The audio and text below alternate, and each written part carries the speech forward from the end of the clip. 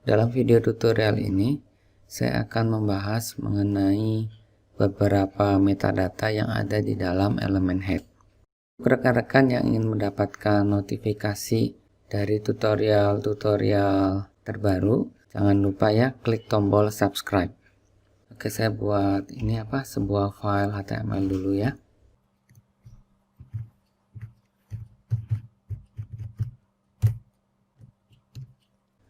Di dalam dokumen HTML ini ada 3 metadata yang ada di dalam elemen head.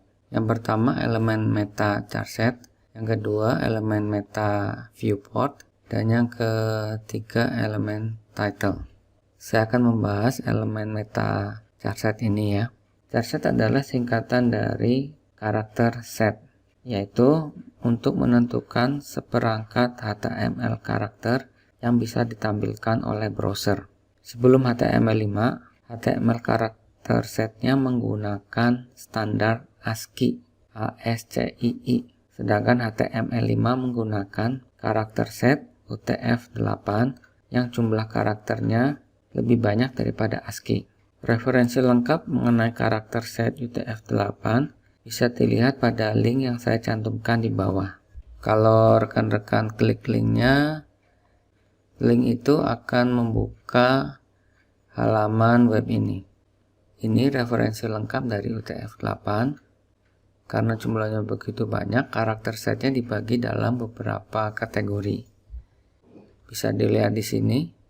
C0 Controls and Basic Latin, C1 Latin Extended A, dan seterusnya. Ada sekitar berapa ya? 1, 2, 3, 4, 5, 6, 7, 8, 11, 12. Lebih dari 10 lah. Nanti bisa dilihat sendiri. Mungkin saya akan mencontohkan bagaimana menampilkan beberapa karakter set. Misalkan kita coba yang ini saja ya. Kategori arrows. Ya, ini kategori banyak menampilkan berbagai macam karakter panah. Misalkan ini saya akan menampilkan panah yang melengkung melengkung ke kiri, ya apapun lah namanya.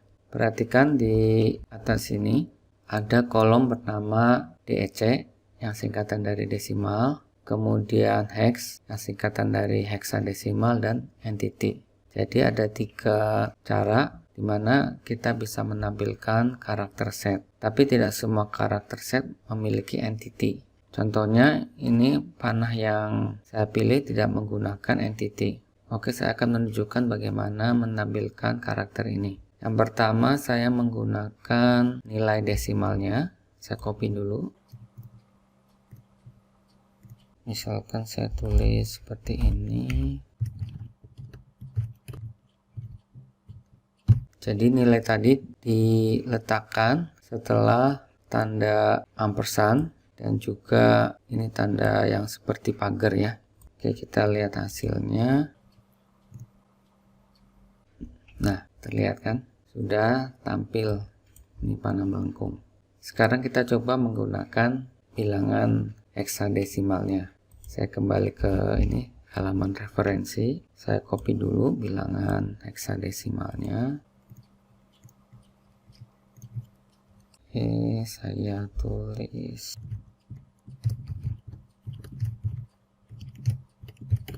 Perhatikan cara menulisnya. Hampir sama ya, hanya ditambahkan huruf X kemudian bilangan hexadesimalnya. Oke, kita lihat hasilnya. Saya save dulu. Nah, ini hasilnya. Mungkin saya akan coba menampilkan karakter yang memiliki entity ya. Misalkan yang ini. Saya copy dulu entity-nya.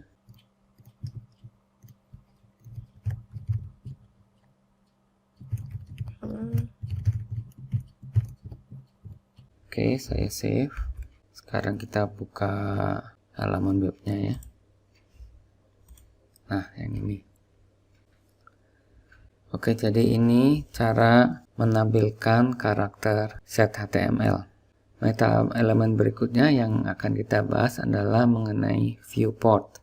Saya sudah membuat 2 buah file Yang pertama ini file ini yang menggunakan viewport, dan satu lagi yang tidak menggunakan viewport. Seperti yang telah disinggung di video tutorial sebelumnya, viewport ini digunakan agar halaman website terlihat bagus di semua device, baik itu di komputer maupun di smart device seperti smartphone ataupun tablet. Sekarang kita lihat perbedaannya antara dokumen HTML yang menggunakan viewport dan yang tidak. Yang ini saya buka dulu. Oke, sudah. Mungkin saya tambahkan keterangan di sini ya, supaya kita gampang ini membandingkannya. Kemudian yang ini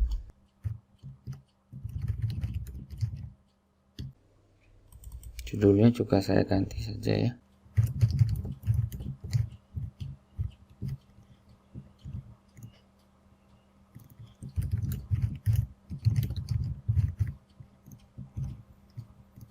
Oke, yang ini saya tampilkan. Nah, di sini ada dua. Ini pakai viewport, ini nggak pakai viewport. Perhatikan gambar yang ada di dalam dokumen ini. Kalau di desktop, perbedaan antara yang menggunakan viewport dengan yang tidak menggunakan viewport tidak terlihat. Tapi kalau kita membuka halaman web ini menggunakan smart device yang lebar screen-nya lebih kecil dari lebar gambar tersebut, maka akan terlihat bedanya. Oke, saya akan tunjukkan dengan menggunakan tools yang disediakan oleh Google Chrome. Ini ada titik-titik 3 di sebelah kanan ya, klik. Kemudian di More Tools, pilih Developer Tools. Kemudian kita klik ini, Toggle Device. Nah, ini penampakannya jika menggunakan di sini Galaxy S5. Nah, sekarang kita lihat yang nggak pakai viewport. Sama, kita ke Developer Tools. Nah, terlihat ini sudah menggunakan Galaxy S5. Penampilan gambarnya tidak sebagus tadi yang pakai viewport. Sekarang coba lagi misalkan iPhone. Ya, iPhone tampilan seperti ini. Sekarang yang pakai viewport. Nah, lebih bagus kan? Tapi kalau menggunakan smart device yang screen-nya lebih besar dari gambar ini berapa sih besarnya? Sebentar. 460 pixel.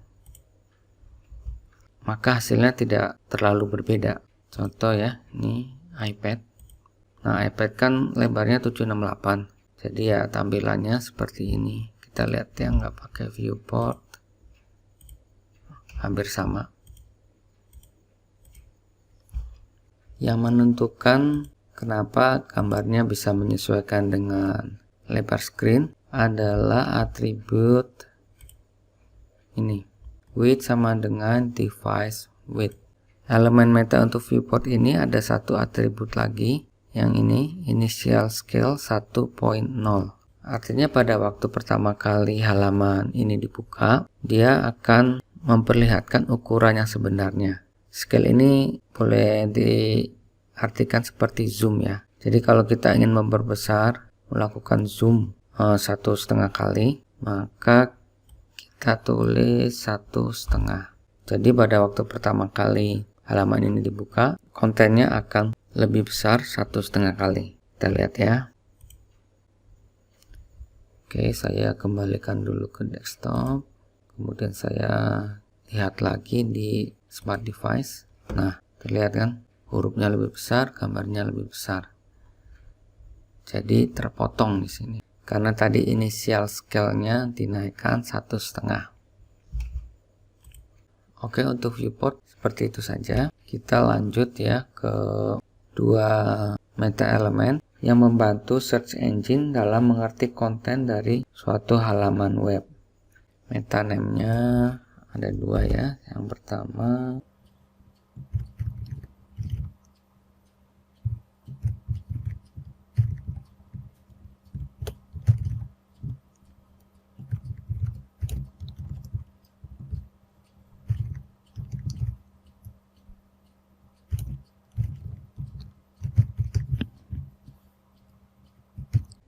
Yang kedua,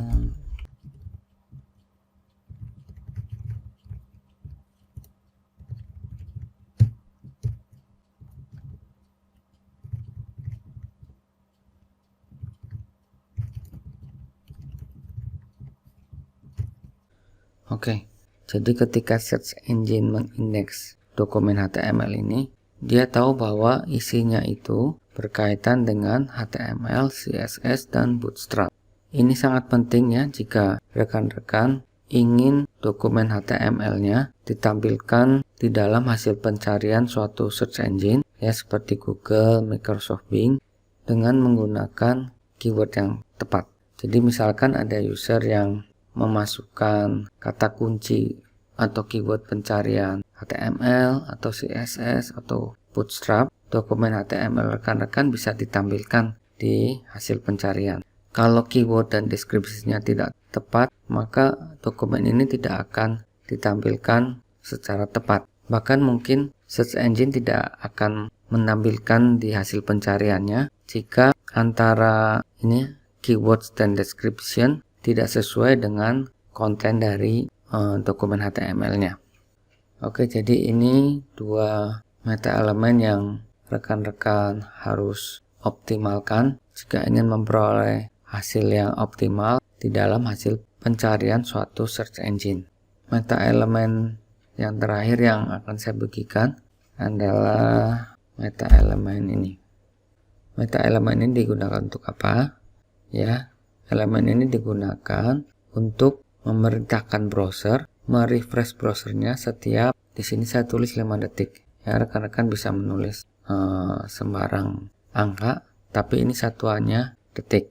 Oke, sekarang kita coba ya. Ini hasilnya. Saya save dulu. Kita buka halaman webnya. Oke, saya kembalikan dulu ke desktop. Untuk melihat hasilnya, rekan-rekan lihat tanda panah melingkar ya. Nah, setiap 5 detik dia akan bergerak. Perhatikan. Nah, itu bergerak. Oke, sekali lagi. Oke, bergerak. Ya, ini panah melingkar kan ini apa? Tombol untuk melakukan refresh. Sebab kalau tidak melihat panah tersebut, kita tidak bisa melihat karena kontennya tidak ada perubahan. Kita kembali ke code editor. Sebetulnya meta elemen ini masih ada beberapa lagi, tapi menurut saya 4 meta berapa ini? 1, 2, 3, 4, 5 meta ini sudah cukup. Selama saya membuat website, yang sering digunakan itu sebenarnya hanya ini, cuma 4 meta. Yang ini belum pernah saya gunakan sama sekali. Satu lagi metadata yang terakhir, ya bukan meta elemen ya, yang meta elemen sudah selesai, yaitu metadata yang dinamakan base. Ini saya sudah buat filenya, base HTML. Ini meta elemennya base. Jadi dia akan men-set base URL dan atau target untuk relatif URL dalam sebuah halaman. Bingung ya? Saya langsung kasih contoh saja ya. Ini di bawah ini image source. Jadi gambarnya diambil dari image/statement.gif. Nah, file ini tuh adanya di mana? Ketika browser membaca ada elemen base, maka dia akan mencari file ini di sini. Nah, sebenarnya file itu tersimpan di sini. Jadi kalau rekan-rekan tidak menggunakan elemen ini, misalkan ini ya, maka image source-nya harus ditulis secara lengkap seperti ini.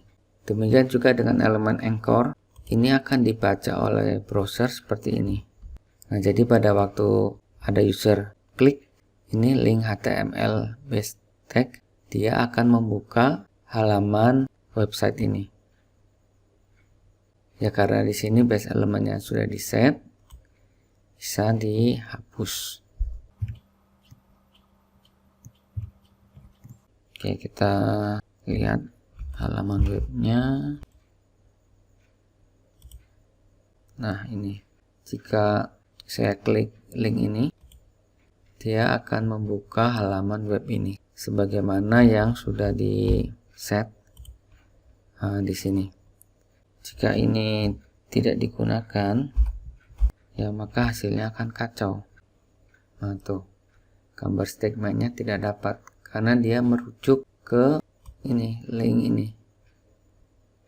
Nah, perhatikannya pada waktu saya mengarahkan mouse ke link ini, nah di bagian bawah itu terlihat base URL-nya tuh 127.0.0 sekian. Tentu saja itu akan error ya. Karena memang di dalam URL ini itu tidak ada halaman web ini dan juga gambar yang tadi. Oke, kita kembali ke code editor. Sekarang saya akan membahas atribut target yang ada di dalam elemen base ini. Atribut target akan mempengaruhi elemen anchor atau elemen link, di mana elemen link mempunyai atribut target juga yang isinya juga sama, ada 4 ya, yaitu blank, self, parent, dan top.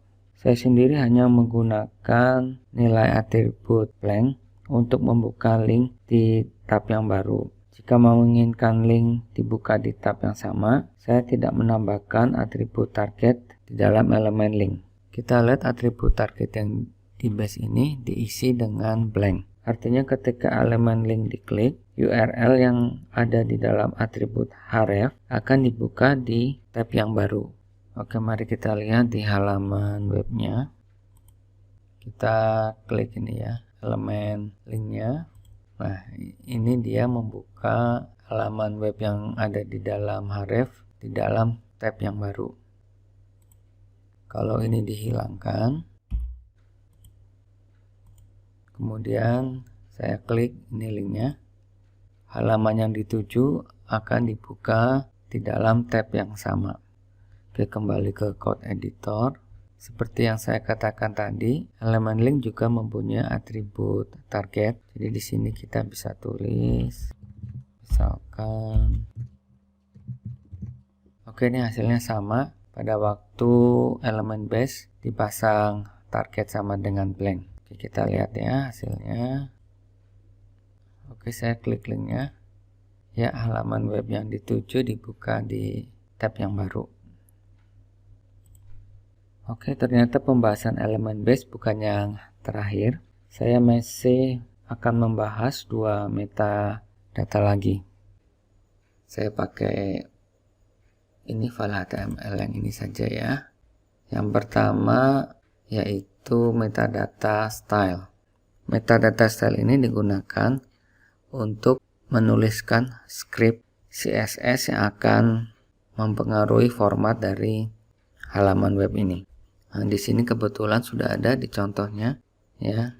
Ini style, ini script CSS-nya yang akan menentukan lebar maksimal dari image ini yaitu 100% dan tingginya menyesuaikan dari rasio gambar tersebut. Makanya menggunakan auto. Ada 2 cara dalam mendefinisikan CSS yang digunakan oleh dokumen yang bersangkutan. Pertama itu seperti ini ya, ditulis langsung di halaman yang sama. Yang kedua menggunakan file yang terpisah. Kayak misalkan saya buat sebuah file CSS ya. Saya akan isi kode yang sama. Oke, seperti ini. Kemudian saya akan ganti ininya menjadi, nah ini. Jadi ini mengacu pada file yang tadi dibuat. Ya, kita save. Kita lihat hasilnya. Hasilnya tidak terlihat ya. Coba saya ganti aja sebentar. Misalkan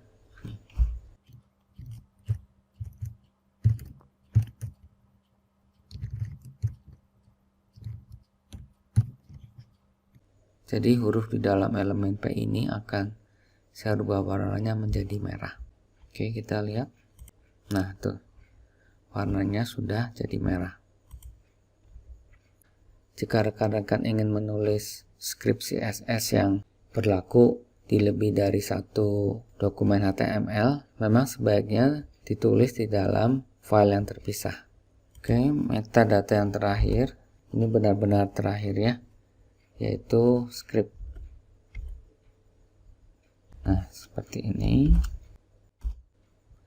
Script ini merupakan penampungan dari kode-kode JavaScript yang digunakan oleh halaman ini. Misalkan saya akan tulis sebuah script seperti ini. Ini adalah sebuah fungsi di dalam JavaScript, dan fungsi ini akan saya panggil ketika browser membuka halaman ini. Jadi saya tulis di sini download.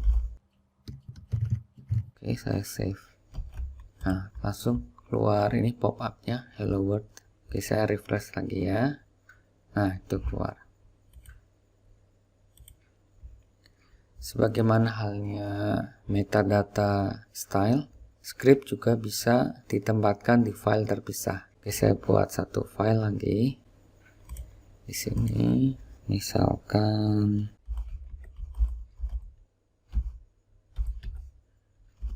oke, saya isi script yang sama.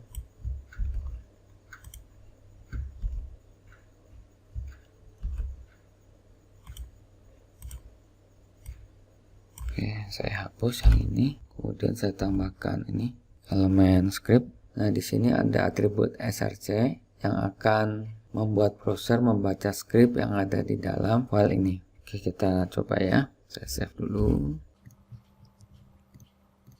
Oke, saya refresh. Ya, hasilnya sama seperti sebelumnya. Sekedar informasi, pada umumnya web developer lebih suka meletakkan script ini di bagian akhir sebelum tag penutup dari elemen body. Jadi mereka lebih suka meletakkannya di sini.